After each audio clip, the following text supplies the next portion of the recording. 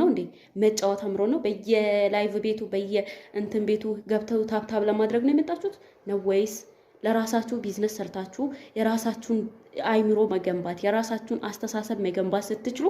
እናንተ ግን ሰው ቢዝነስ የሰራበት አይዲ ላይ የገባችሁ ኮፒ ሊንክ ሼር ማን ማበረታታት እንዳለባችሁና ማን ማበረታታት እንደሌለባችሁ ራሱን ለይታችሁ ማታቁ ለምንድን ነው የራሳችሁን ቢዝነስ ማሰሩት ለምንድን ነው ራሳችሁ ማትነቁት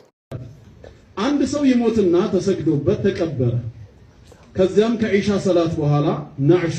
የጀናዛ መሸከሚያው ሊመልሱት ይዘውት ወደ መስጂድ ሲመጡ ሰዓት ሂዶ ስለነበር መስጂዱ ተዘግቷል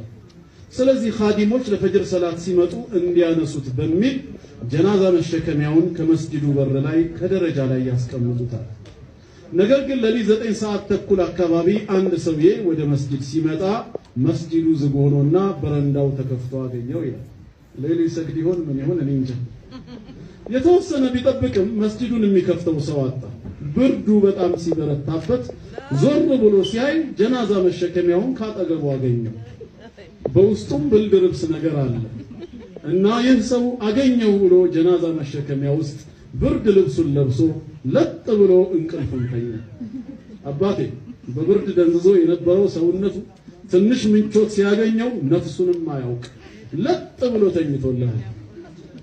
ትንሽ እንደቆየ የመስጂዱ ኻዲም መጥቶ መስጂዱን ሊከፍት ሲል በረንዳ ላይ ከጀናዛ መሸከሚያው ላይ የተኛ ሰውዬ ይመለከታል